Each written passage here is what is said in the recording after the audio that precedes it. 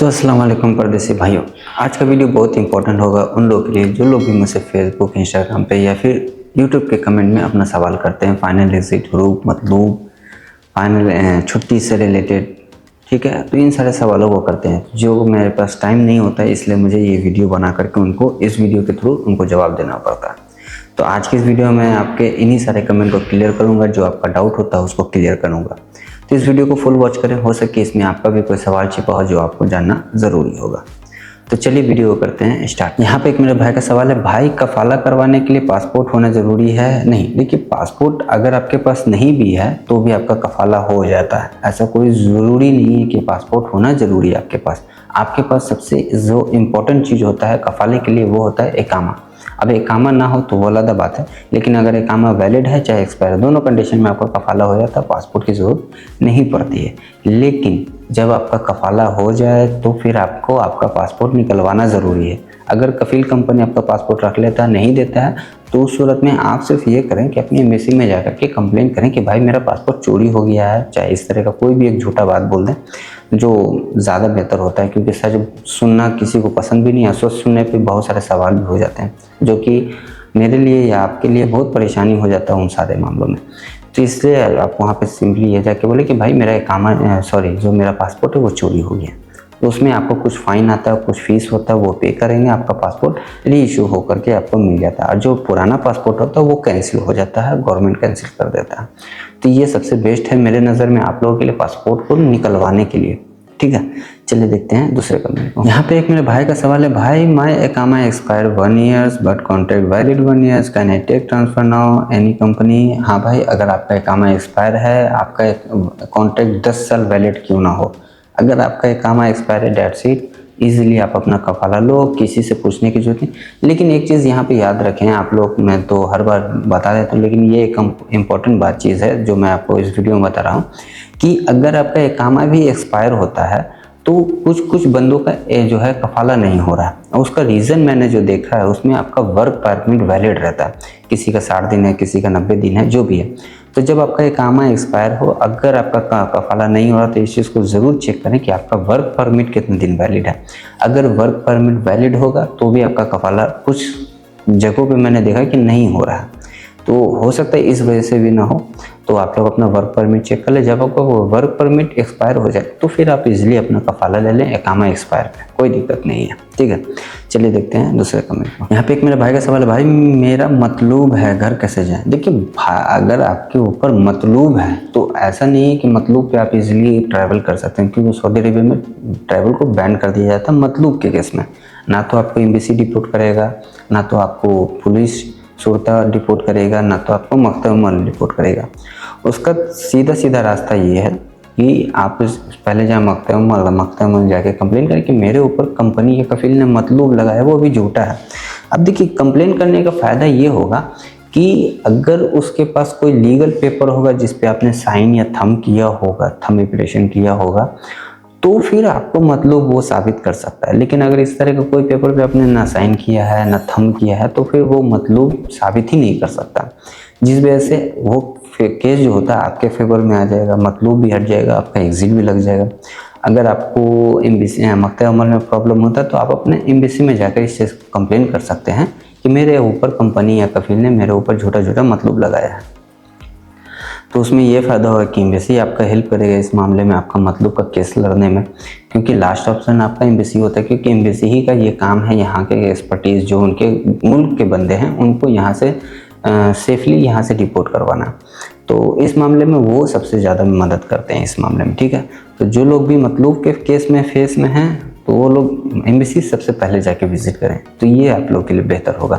ठीक है, चलिए देखते हैं दूसरे कमेंट। यहाँ पे एक मेरे भाई का सवाल है, मेरा 3 महीना हुआ है, सैलरी मिल नहीं रहा है, क्या मेरा कफाला हो सकता है? मैं सप्लायर कंपनी के थ्रू हूँ, 3 महीना बाकी है इकामा, मेरा क्यूबा पर कोई कॉन्ट्रैक्ट नहीं है। देखिए क्यूबा पे कोई कॉन्ट्रैक्ट नहीं है। पहला जो सऊदी का रूल है, एज पर सऊदी रूल, कि आप कम से कम 1 ईयर्स हो चुका हो अपने स्पॉन्सर के पास तो कफाला ले सकते हैं। पहला कंडीशन तो ये है। सेकंड कंडीशन उसमें ये ऐड किया गया है कि आपका क्यूबा पे कोई कॉन्ट्रैक्ट ना हो, यानी कि अगर आपका कीवा पे कोई कॉन्ट्रैक्ट नहीं है, 1 साल अपने स्पॉन्सर के पास काम कर चुके हैं, उसके बाद आप कफाला ले सकते हैं। लेकिन अगर आपका कीवा पे कॉन्ट्रैक्ट नहीं है, 1 साल नहीं हुआ, तो फिर आप कफाला लीगली तरीके से नहीं ले सकते। अब लेना किस तरीके से ये समझ लें। अगर आपका 3 मंथ से सैलरी रेगुलर नहीं मिला है, आप मख्तमल जाके पहले कंप्लेन करेंगे। कंप्लेन करने के बाद फिर आपका केस चलेगा। केस चलने के बाद वहाँ पे हेयरिंग होगा। हेयरिंग में फैसला होगा। अगर आपका स्पॉन्सर सैलरी देने के लिए एग्री हो जाता है तो फिर आपको सैलरी लेकर के जॉब को कंटिन्यू करना पड़ेगा। अगर वो देने में डिले करता है या ना देने के लिए कह देता है तो फिर उस सूरत में आपको कफाले का परमिशन मख्ते अमल की तरफ से मिल सकता है। तो इस चीज़ का आप लोग ख्याल रखें। और जिन लोगों का सैलरी वगैरह का डिले है, नहीं मिल रहा है, तो फिर आप पहले मख्ते अमल जाके कंप्लेन करें। ठीक है, चलिए देखते हैं दूसरे कमेंट पे। यहाँ पे एक मेरे भाई का सवाल है, भाई 2 महीना हुआ है, कामा एक्सपायर है, new company transfer fees 3204 SR मांग रहा है, मैं क्या करूँ। देखिए, जो पहला कफाला होता है, बहुत सारे लोगों को पता है, मैं फिर भी बता देता हूँ कि जो पहला कफाला होता है वो एकदम फ्री ऑफ कॉस्ट होता है, उसमें 1 रुपये का चार्ज नहीं होता। लेकिन बाज़ दफ़ा कफ़ील या कंपनी इस चीज़ का फ़ायदा उठा करके आप लोगों से कुछ अमाउंट ले लेते हैं। तो देखिए, ये आपके ऊपर है, आप चाहे तो दे सकते हैं, आप चाहे तो ना दे करके दूसरा कंपनी का फील खोजें जो आपका फ्री में कफाला ले ले। अगर वो मांग रहा है तो फिर आप मजबूर हैं, आपको देना भी पड़ेगा, क्योंकि अगर आप नहीं देते हैं तो फिर आप दूसरी जगह कफाला के लिए फिर आपको वेट करना पड़ेगा। तो ये आप देख लें, या तो उसको दे करके कफाला ले लें या तो फिर दूसरे कफीलिया कंपनी को जो आपका फ्री में कफाला ले ले। ठीक है, इस बात का आप लोग को मतलब इस चीज़ का आप लोगों को क्या लगना है, इसमें मैं अपना ओपिनियन नहीं दे सकता, ये आपके ऊपर डिपेंड हो जाता है। ठीक है, चलिए देखते हैं दूसरे कमेंट को। यहाँ पे एक मेरे भाई का मतलब सवाल तो नहीं कर सकते हैं, उन्होंने मेरे ऊपर कुछ हंसी मजाक की ठोला वाला बात किया है। बड़ा आया न्यूज़ वाला आर्टिकल 80 कंपनी के लिए और आर्टिकल 81 वर्कर के लिए, खुद को लेबर लॉ का बारे में पता नहीं आया दूसरे को ज्ञान देने के लिए। देखिए, एक बात याद रखें कि मेरे को, मैं इस बात को अटेम्प्ट करता हूँ कि मेरे को उतना नॉलेज नहीं है। ठीक है, लेकिन जो लोग ये सोचते हैं कि उनको मेरे से ज़्यादा नॉलेज है, तो मैं आप लोगों से रिक्वेस्ट करता हूँ भाई लोग कि आप लोग अपना जो है वक्त मुझे दें, मुझे कुछ सिखाएं। ठीक है, मैं डेली स्ट्रीम करता हूँ, आप मेरे स्ट्रीम में ऐड हो। जो लोग भी सवाल करते हैं आप उसका सवाल का जवाब दें, टाइप करके दे दें। अगर आप टाइप करके नहीं दे सकते हैं तो आप वीडियो बनाएं, वीडियो बना करके मुझे शेयर करें। आपका वीडियो मैं अपने चैनल पर डालूंगा जिससे दूसरों को भी फ़ायदा होगा। लेकिन अगर आप लोगों को ऐसा लगता है तो, अगर नहीं लगता है कि आप ज़्यादा नहीं जानते हैं, तो जो लोग हेल्प कर रहे हैं कम से कम उनको उंगली ना करें।